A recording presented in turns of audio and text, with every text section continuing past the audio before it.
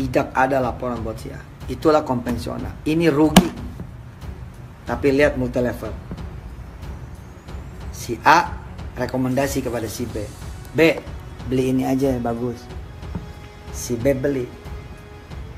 Bagus kan? Nah, ketika si B beli, sistem nanya, A, kamu siapa? Oh, saya sponsornya si Fulan. Si Fulan dapat. Terus dapat. Sehingga si A ini ketika dia meng-closing si B, B kemudian bisa membawa ini orang, itu multi level. Nah, ini semua ada syaratnya untuk menjadi multi level yang halal, yang syariah. Kita Petren, insya Allah. Inilah kemudian yang membuat semua orang yang terlibat di Petren punya bonus. Bonusnya puluhan juta. Nanti Pak Yopan akan bercerita tentang bagaimana orang-orang kaya baru muncul di Petren. Padahal Petren bukan money game. Saya menolak dikatakan money game. Saya bukan money game. Saya Yusuf Mansur. Lu nggak boleh manggil gue Ustadz money game. Nama gue Yusuf Mansur. Tahu nggak lu? Ini berbagai macam cara, ya, menghalalkan berbagai macam cara untuk mendapatkan uang. Betul. Kan jelas MLM ini MUI sudah mengatakan bahwa LMM itu haram. Yeah. Kemudian organisasi keagamaan terbesar Nahdlatul Ulama itu juga menyatakan haram. Yeah. Tetapi Yusuf Mansur dengan berbagai macam cara menyatakan bahwa ini adalah halal. Artinya kan Yusuf Mansur sendiri sebenarnya sudah tidak taat terhadap NU, ulama NU, kemudian tidak taat terhadap Majelis Ulama Indonesia. Di Majelis Ulama Indonesia itu terdiri selalu menabrak baik itu syariat Islam, kemudian hukum positif, begitu ya. Nah, kan pernah ditegur oleh OJK juga bahwa tidak boleh penghimpunan dana masyarakat kan begitu. Kemudian dengan sebesarnya sekian, kemudian mereka dikecilkan. Kemudian izinnya juga baru diurus kemudian. Betul. Padahal uang dari investor kan sudah diterima. Menurut hemat saya inilah ketidaktaatan Yusuf Mansur terhadap hukum positif Indonesia. Kemudian berkaitan dengan Yusuf Mansur menabrak syariat Islam tadi, jelas bahwa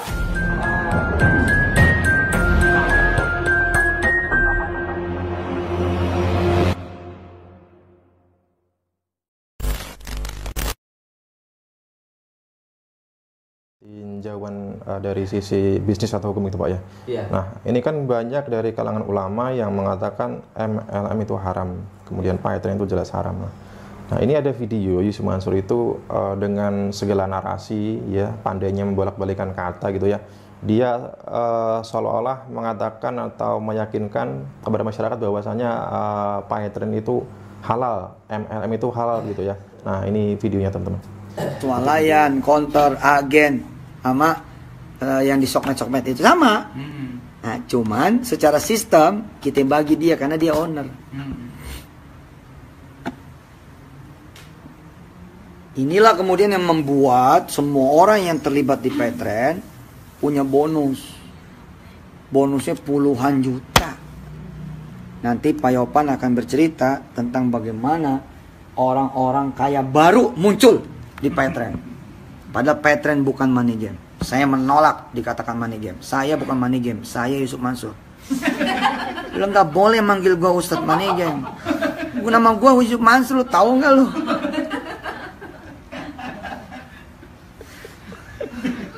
Barangan aja. Mana ada. Lagi jangan alergi saya bilang. Nih coba nih lihat nih. MLM. Emang dosa apa MLM? Sampai Anda menolak MLM itu dosa apa? Anda ini keracunan sama MLM yang jelek-jelek.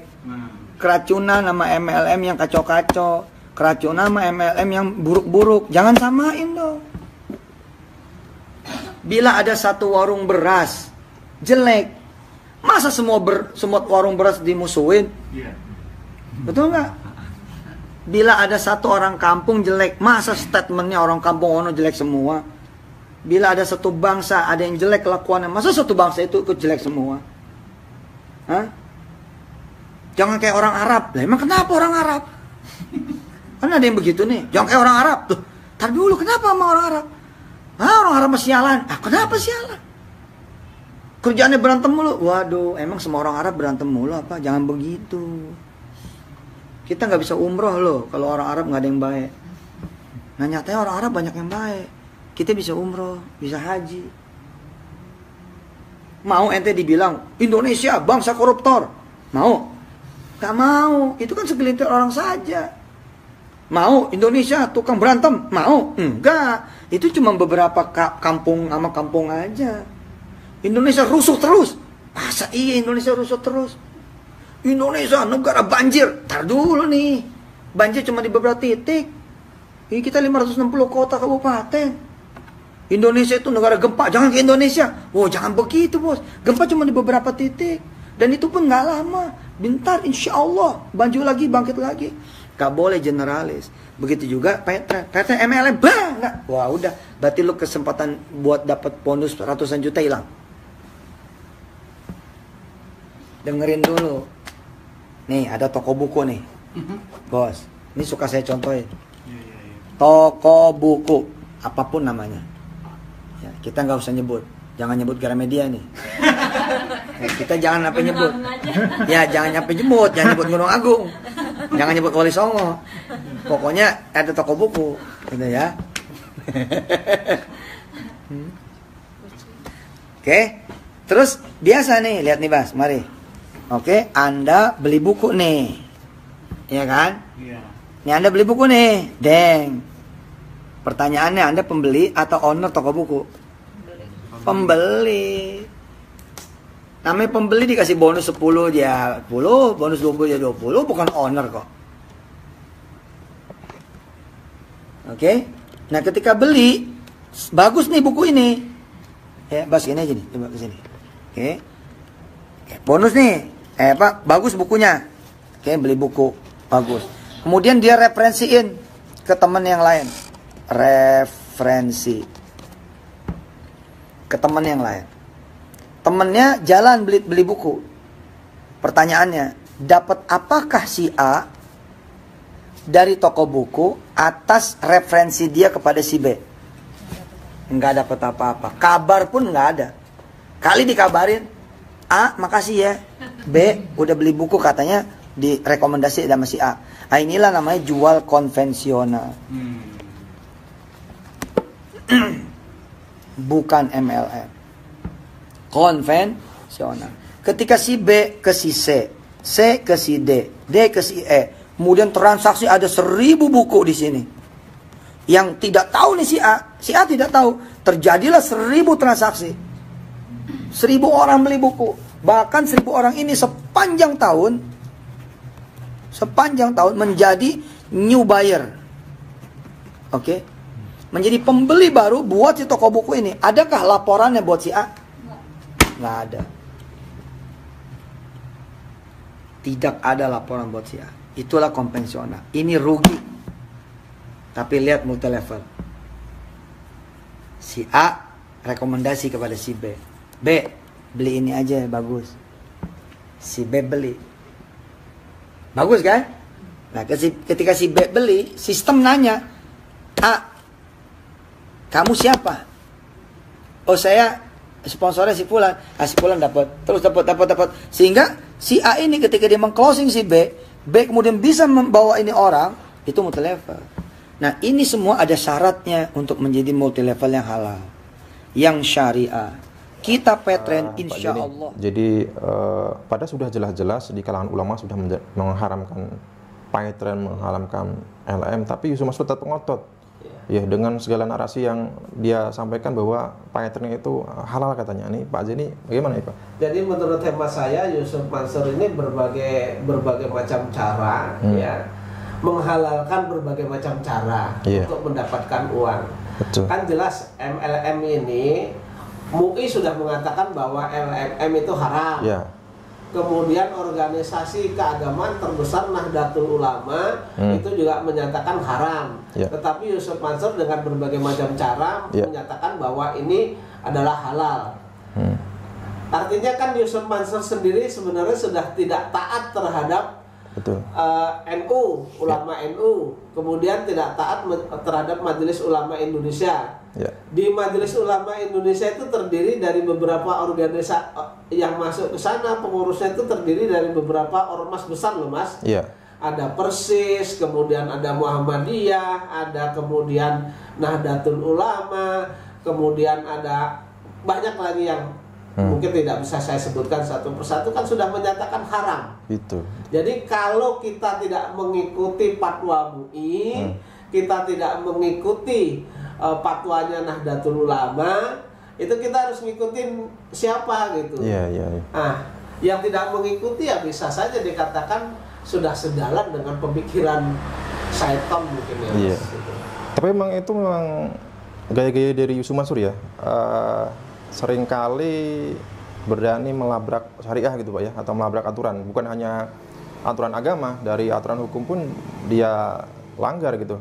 Karena kalau kita lihat perjalanan Pak Etren ini kan, kemudian Pak Etren Aset Manajemen, kemudian Pak Etren Imani, ini izinnya kan diurus belakang gitu Pak ya.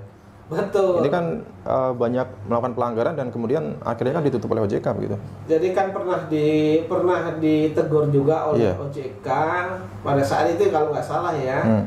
Jadi pengumpulan dana masyarakat itu kan nggak boleh dengan jumlah segitu, dikecilkan sama dia. Jadi intinya terima dulu masalah perizinannya, masalah dan lain sebagainya nanti dulu gitu. Jadi dulu, menurut hemat saya adalah memang ya tujuannya bukan membangun umat, bukan memperbesar. Saya Yusuf Mansur ini kan selalu menabrak baik itu syariat Islam, kemudian hukum positif begitu ya. Nah, kan pernah ditegur oleh OJK juga bahwa tidak boleh penghimpunan dana masyarakat kan begitu. Kemudian dengan sebesarnya sekian. Kemudian mereka dikecilkan. Kemudian izinnya juga baru diurus kemudian. Betul. Padahal uang dari investor kan sudah diterima. Menurut hemat saya inilah ketidaktaatan Yusuf Mansur terhadap hukum positif Indonesia. Kemudian berkaitan dengan Yusuf Mansur menabrak syariat Islam tadi, jelas bahwa bisnis model LMM itu dinyatakan haram oleh Nahdlatul Ulama, juga oleh MUI, tetapi Yusuf Mansur berusaha membangun bahwa mereka hanya tidak tahu saja kan begitu. Betul. Ya, jadi ini bukan haram begitu. Jadi menurut hemat saya Yusuf Mansur hanya berpandangan ketika uang masuk itu nggak haram, Mas. Iya kan? Mereka nggak peduli apakah itu melanggar syariat Islam, apakah itu melanggar hukum positif, mereka nggak peduli. Yang penting bisa ngumpulin duit gitu Pak ya. Ngumpulin duit, iya kan? Entah caranya mau halal atau haram gitu ya. Iya. Kita lihat misalkan dalam kasus patungan usaha pun juga itu kan juga melanggar izin juga gitu. Juga sempat ditegur oleh OJK juga. Dan bukti nyatanya Pak Etren Aset Manajemen. Ya, Pak Etren Aset Manajemen itu kan dicabut izinnya. Kenapa dicabut? Karena kan tidak memenuhi seluruh syarat-syarat yang ditentukan, sehingga itu dicabut. Itu bukti nyata bahwa Yusuf Mansur melakukan pelanggaran hukum itu di sana. Walaupun tidak ada putusan pengadilan, tapi sanksinya dicabut gitu loh, Mas. Ya itu tadi ya. Gaya-gaya bisnis Mansur ya, ini identik dengan MLM dan hampir semuanya itu melanggar atau menabrak norma-norma agama maupun hukum positif gitu Pak ya. Betul, ya. Dan alhamdulillah Pak Zaini juga sudah dipanggil oleh pihak Mabes ya untuk diminta keterangan kembali Pak ya. Dan semoga ini ada kabar baik yang datang dari pihak kepolisian gitu Pak. Dan segera kita berharap pihak-pihak dari siapapun yang terlibat dalam investasi batubara ini segera diperiksa juga dan juga ditangkap kemudian dihukum dengan sesuai ketentuan yang berlaku itu Pak ya. Jadi sesuai dengan ketentuan hukum lah kita mintanya bahwa ini berkaitan dengan investasi batubara, ini segera diusut dengan tuntas, kemudian biar mempunyai kekuatan hukum. Yang salah ya harus dihukum begitu Mas. Harus diberi sanksi sesuai dengan ketentuan hukum yang berlaku begitu. Jangan dibiarkan. Kalau dibiarkan juga nanti sampai ini Komisi 3 Saya memang berencana bahwa ini kalau ini tidak diusut secara tuntas, tentu saya akan bersurat ke Komisi 3 agar ini diusut dengan tuntas, karena ini kan menyangkut uang umat, Mas. Betul. Ya, uang umat, dan ini yang korbannya kan bukan orang yang mampu saja. Dari orang yang mampu sampai dengan marbot sampai dengan ART. Artinya orang-orang yang tidak mampu. Betul. Kalau ini tidak diangkat, tentu mereka tidak akan mempermasalahkan karena berkaitan dengan waktu, kemudian dana dan seterusnya kan, Mas. Iya, baik. Ya. Dan kemampuan juga. Gitu. Baik. Ya. Dan setidaknya upaya Pak Zain ini juga mencegah adanya korban-korban baru lagi gitu Pak ya. Betul. Ya. Dan masyarakat juga semakin paham ya gaya-gaya dari bisnis humasel gitu Pak. Ya. Baik, mungkin ada statement untuk Pak Zain ini? Cukup Mas. Ya, mungkin akan istirahat sejenak karena saya ada keperluan ya, keperluan ibadah. Nanti setelah saya pulang ya mudah-mudahan nanti ada jalan keluar yang terbaik dan perjuangan tetap akan berlanjut begitu. Baik, karena ini bukan hanya semata-mata mengembalikan uang saya saja, tetapi juga mencegah korban-korban berikutnya, Mas. Baik.